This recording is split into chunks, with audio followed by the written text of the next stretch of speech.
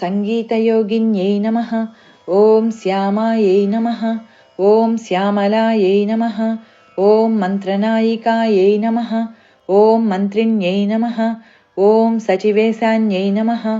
ॐ प्रधानेस्यै नमः। ॐ सुखप्रियायै नमः। ॐ वीणावत्यै नमः। ॐ वैणिक्यै नमः। ॐ मुद्रिण्यै नमः। ॐ प्रियकप्रियायै नमः। ॐ नीपप्रियायै नमः। ॐ कदम्बेस्यै नमः। ॐ कदम्बवनवासिन्यै नमः। ॐ सदामदायै नमः। श्यामलादण्डकम्।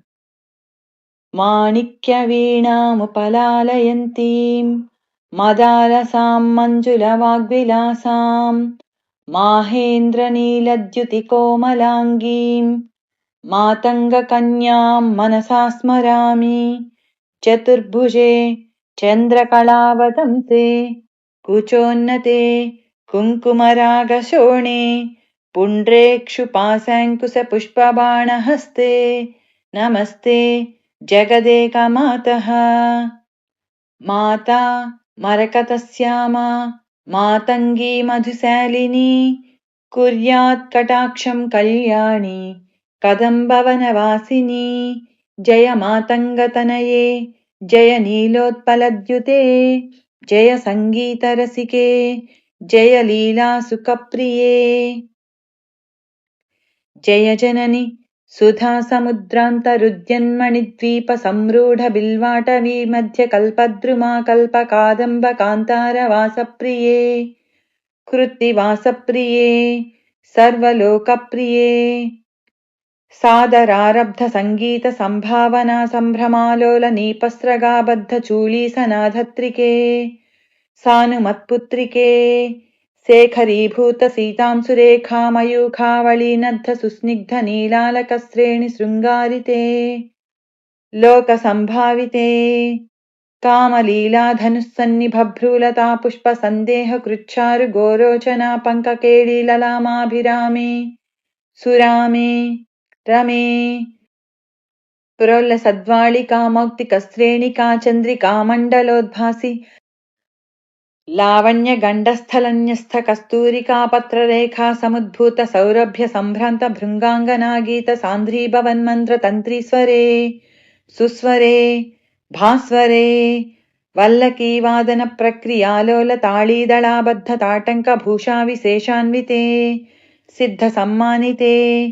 दिव्यहालामदोद्वेलहेलालसच्चक्षुरान्दोलनश्रीसमाक्षिप्तकर्णैकनीलोत्पले निर्मले पूरिताशेषलोकाभिवाञ्छाफले श्रीफले स्वेदबिन्दुल्लसत्फाललावण्यनिष्यन्दसन्दोहसन्देहकृन्नासिकामौक्तिके सर्वमन्त्रात्मिके कालिके मुग्धमन्दस्मितोदारवक्त्रस्फुरत्पूगकर्पूरताम्बूलखण्डोत्करे ज्ञानमुद्राकरे श्रीकरे कुन्दपुष्पद्युतिस्निग्धदन्तावळी निर्मलालोलकल्लोलसम्मेलनस्मेरसोणाधरे चारुवीणाधरे पक्वबिम्बाधरे सुललितनवयौवनारम्भचन्द्रोदयोद्वेललावण्यदुग्धार्णवाविर्भवत्कम्बुबिम्बोकहृत्कन्दरे सत्कलामन्दिरे मन्धरे दिव्यरत्नप्रभाबन्धुरच्चन्नहारादिभूषासमुद्योतमानानवद्याङ्गशोभे शुभे रत्नकेयूररश्मिच्छटापल्लवप्रोल्लसद्दोर्लताराजिते योगिभिः पूजिते विश्वदिङ्मण्डलव्याप्तमाणिक्यतेजस्फुरत्कङ्कणालङ्कृते विभ्रमालङ्कृते साधुभिः सत्कृते वासरारम्भवेळासमुद्जृम्भमाणारविन्दप्रतिच्छन्नपाणिद्वये सन्ततोद्यद्वये अद्वये दिव्यरत्नोर्मिकादीदितिस्तोमसन्ध्यायमानाङ्गुलीपल्लवोद्यन्नखेन्दुप्रभामण्डले सन्नुताखण्डले चित्रभामण्डले प्रोल्लसत्कुण्डले तारकाराजिनीकासहारावळिस्मेरचारुस्तनाभोगभारानमन्मध्य वल्लीवळिच्छेदवीचीसमुल्लाससन्दर्शिताकारसौन्दर्यरत्नाकरे वल्लकीभृत्करे किङ्करश्रीकरे हेमकुम्भोपमोत्तुङ्गवक्षोजभारावनम्रे त्रिलोकावनम्रे लसद्वृत्तगम्भीरनाभीसरिस्तीरशैवालशङ्काकरस्याम रोमावळीभूषणे मञ्जुसम्भाषणे चारुसिञ्जत्कटीसूत्रनिर्भर्त्सितानङ्गलीलाधनुस्सिञ्चिनीडम्बरे दिव्यरत्नाम्बरे पद्मरागोल्लसन्मेखलाभास्वरस्रोणि शोभाजितस्वर्णभूभृत्तले चन्द्रकाशीतले विकसितनवकिंसुकाताम्र दिव्यांसुकच्छन्न चारूरु शोभापराभूत सिन्धूर सोणायमानेन्द्र मातङ्गहस्तार्गळे वैभवानर्गळे श्यामले कोमलस्निग्धनीलोत्पलोत्पादितानङ्गतूणीरशङ्काकरोद्दाम जङ्घालते चारुलीलागते नम्रदिक्पालसीमन्तिनी कुन्तलस्निग्धनीलप्रभापुञ्जसञ्जातदूर्वाङ्कुराशङ्कसारङ्गसंयोगरिङ्खन्नकेन्दुज्वले प्रोज्वले निर्मले देवदेवेश दैत्येश यक्षेश भूतेश वागीश कोणेश वायवग्निकोटीरमाणिक्यसङ्गृष्टबालातपोद्धामलाक्षारसारुण्यतारुण्यलक्ष्मीगृहीताङ्घ्रिपद्मद्वये अद्वये सुरुचिरनवरत्नपीठस्थिते सुस्थिते शङ्खपद्मद्वयोपाश्रिते आश्रिते दुर्गावटक्षेत्रपालैर्युते मत्तमातङ्गकन्यासमूहान्विते मञ्जुलामेनकाद्यङ्गनामानिते भैरवैरष्टभिर्वेष्टिते देवि वामादिभिः शक्तिभिः संसृते लक्ष्मादिशक्त्यष्टकैसेविते भैरवी संवृते पञ्चबाणेन रत्या च सम्भाविते मातृकामण्डलैर्मण्डिते यक्षगन्धर्वसिद्धाङ्गनामण्डलैरर्चिते प्रीतिशक्त्या वसन्तेन चानन्दिते भक्तिभाजां परं श्रेयसे कल्पसे छन्दसामोजसे भ्राजसे योगिनां मानसे ध्यायसे गीतविद्यानुयोगातितृष्णेन कृष्णेन सम्पूज्यसे भक्तिमच्चेतसा वेधसा स्तूयसे विश्वहृद्येन वाद्येन विद्याधरैर्गीयसे सर्वसौभाग्यवाञ्छावतीभिर्वधूभिः सुराणां समाराध्यसे सर्वविद्याविशेषान्विते चाटुगाथासमुच्चारणं कण्ठमुल्लोलसद्वर्णरेखान्वितं कोमले श्यामलोदारपक्षद्वयं तुण्डशोभाति दूरीभवत्किंसुकाभं सुखं लालयन्ती परिक्रीडसे तस्य वक्त्रान्तराद्गद्यपद्यात्मिके भारती निःसरेत् येन वात्वं सनाथाकृतिर्भाव्यसे तस्य वस्या भवन्ति स्त्रियः पूरुषासोऽपि लक्ष्मीसहस्रैः परिक्रीडते तस्य लीलासरो वारिधिः तस्य केळीवनं नन्दनं तस्य भद्रासनं भूतलं तस्य गिर्देवता किङ्करी तस्य चाज्ञाक्षरी श्रीस्वयं सर्वतीर्थात्मिके सर्वतन्त्रात्मिके सर्वयन्त्रात्मिके सर्वमन्त्रात्मिके सर्वपीठात्मिके सर्वतत्त्वात्मिके सर्वविद्यात्मिके सर्वयोगात्मिके सर्वनादात्मिके सर्वशब्दात्मिके सर्वविश्वात्मिके सर्वदीक्षात्मिके सर्वमुद्रात्मिके सर्वशक्त्यात्मिके सर्ववर्णात्मिके सर्वरूपे जगन्मातृके हे जगन्मातृके पाहि मां देवि तुभ्यं नमो देवि तुभ्यं नमो देवि तुभ्यं नमः। श्रीश्यामलाकवचम्। श्रीदेव्युवाच साधु साधु महादेव कथयस्व महेश्वरा येन सम्पद्विधानेन साधकानां जयप्रदं विना जपं विना होमं विना मन्त्रं विना नुतिं यस्य स्मरणमात्रेण साधको धरणीपतिः। श्रीभैरव उवाच शृणु देवि प्रवक्ष्यामि मातङ्गीकवचं परं गोपनीयं प्रयत्नेन मौनेन जपमाचरेत् मातङ्गीकवचं दिव्यं सर्वरक्षाकरं नृणां कवित्वं च महत्त्वं च गजावाजिसुतादयः सुभदं सुखदं नित्यम् अणिमादिप्रदायकं ब्रह्मविष्णुमहेशानां तेषामाद्या महेश्वरी श्लोकार्धं श्लोकमेकं वा यस्तु सम्यक् पठेन्नरः तस्य हस्ते सदैवास्ते राज्यलक्ष्मीर्न संशयः। साधकः श्यामलां ध्यायन् कमलासनसंस्थितः योनिमुद्रां करे बद्ध्वा शक्तिध्यानपरायणः कवचं तु पठेद्यस्तु तस्य स्युः सर्वसम्पदः पुत्रपौत्रादिसम्पत्तिः अन्ते मुक्तिश्च सरस्वती ब्रह्मरन्ध्रं सदा पायात् श्यामला मन्त्रनायिका ललाटं रक्षतां नित्यं कदम्बेसी सदा मम भ्रुवौ पायच्छ सुमुखी अव्यान्नेत्रे च वैणिकी वीणावती नासिकां च मुखं रक्षतु मन्त्रिणी सङ्गीतयोगिनी दन्तान् अव्यादोष्ठौ सुखप्रिया चुबुकं पातु मे श्यामा जिह्वां पायान्महेश्वरी कर्णौ देवी स्तनौ काली पातु कात्यायनी मुखं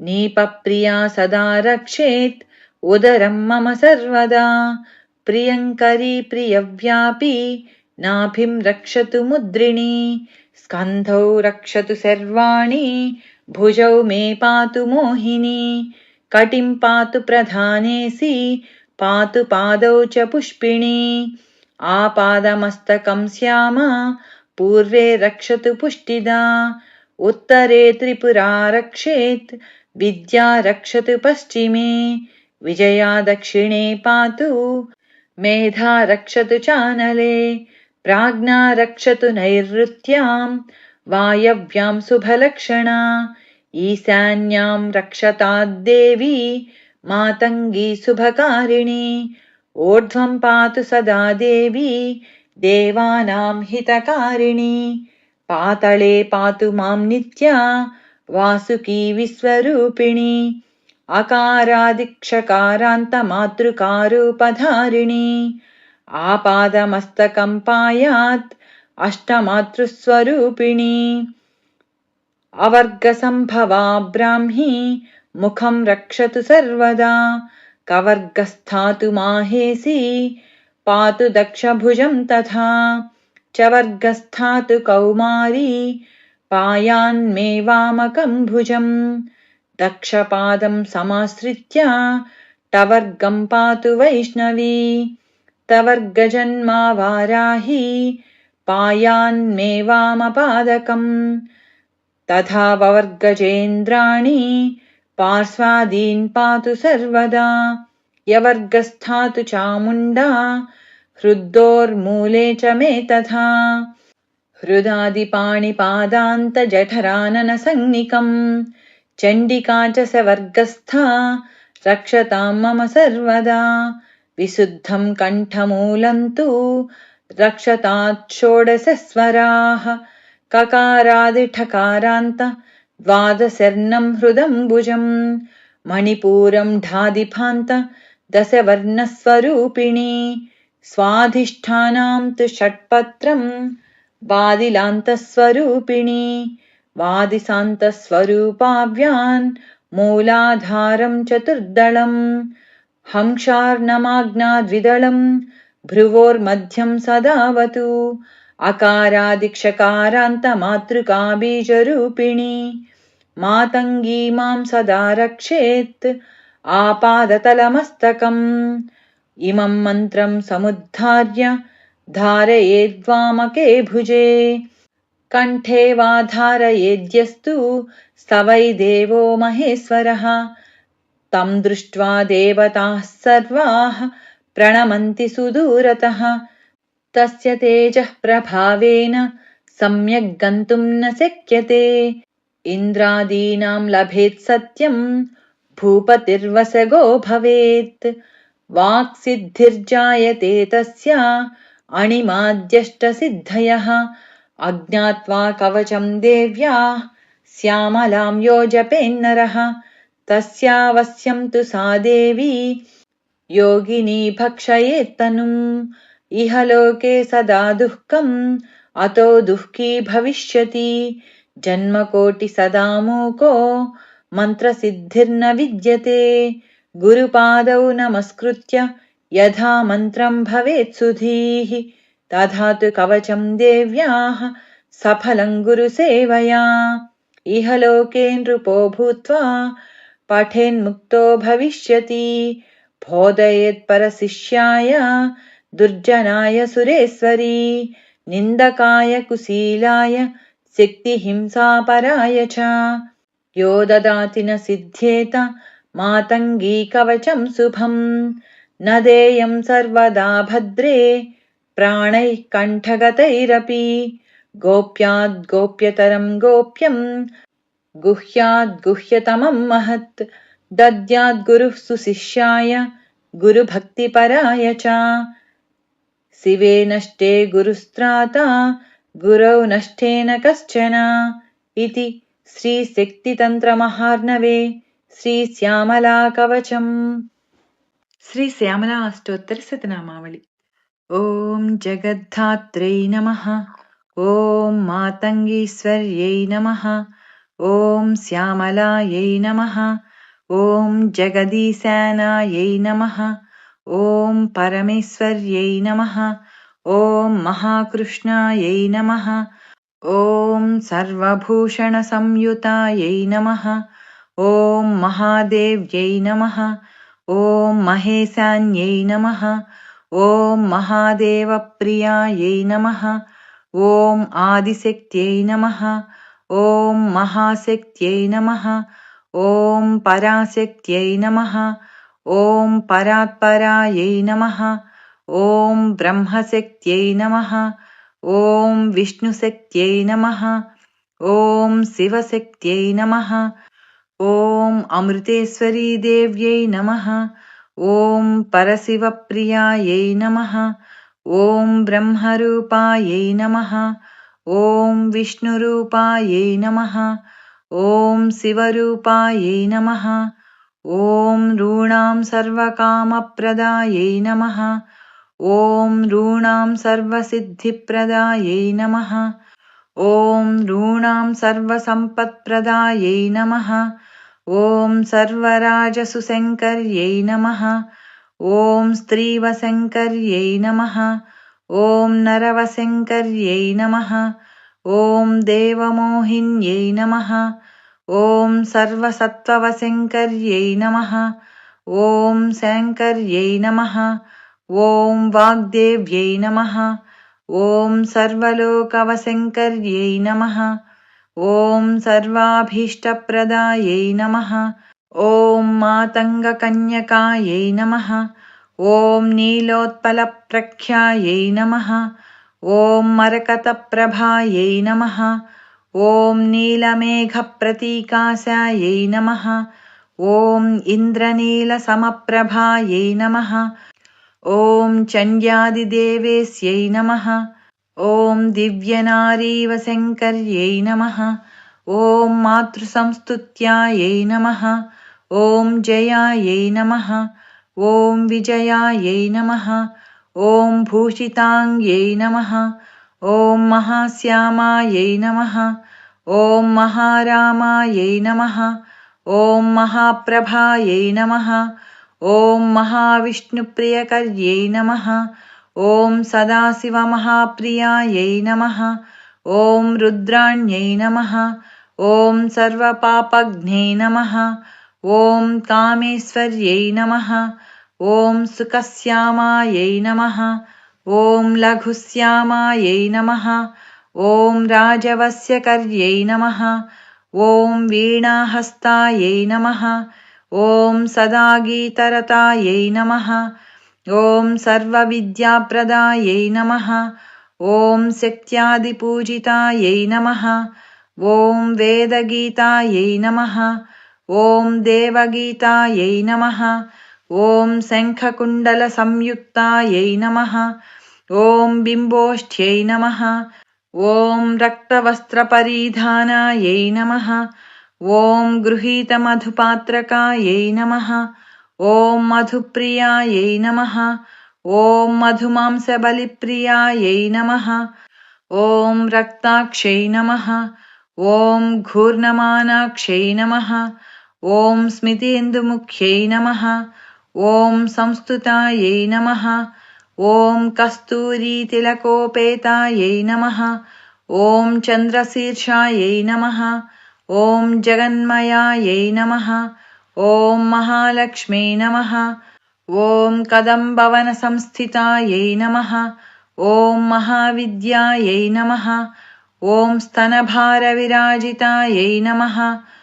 ॐ हरहर्यादिसंस्तुत्यायै नमः। ॐ स्मितास्यायै नमः। ॐ पुंसां कल्याणदायै नमः। ॐ कल्याण्यै नमः। ॐ कमलालयायै नमः। ॐ महादारिद्र्यसंहर्त्यै नमः। ॐ महापातकदाहिन्यै नमः। ॐ नॄणां महाज्ञानप्रदायै नमः। ॐ महासौन्दर्यदायै नमः। ॐ महामुक्तिप्रदायै नमः। ॐ वाण्यै नमः। ॐ परस्मैज्योतिस्वरूपिण्यै नमः। ॐ चिदानन्दात्मिकायै नमः। ॐ अलक्ष्मीविनाशिन्यै नमः। ॐ नित्यं भक्ताभयप्रदायै नमः। ॐ आपन्नाशिन्यै नमः। ॐ सहस्राक्षै नमः। ॐ सहस्रभुजधारिण्यै नमः। ॐ मह्याः शुभप्रदायै नमः। ॐ भक्तानां मङ्गलप्रदायै नमः। ॐ अशुभसंहर्त्यै नमः। ॐ भक्ताष्टैश्वर्यदायै नमः। ॐ देव्यै नमः। ॐ मुखरञ्जिन्यै नमः। ॐ जगन्मात्रे नमः। ॐ सर्वनायिकायै नमः। ॐ परापरकलायै नमः। ॐ परमात्मप्रियायै नमः। ॐ राजमातङ्ग्यै नमः। इति श्रीश्यामलाष्टोत्तरशतनामावलिः।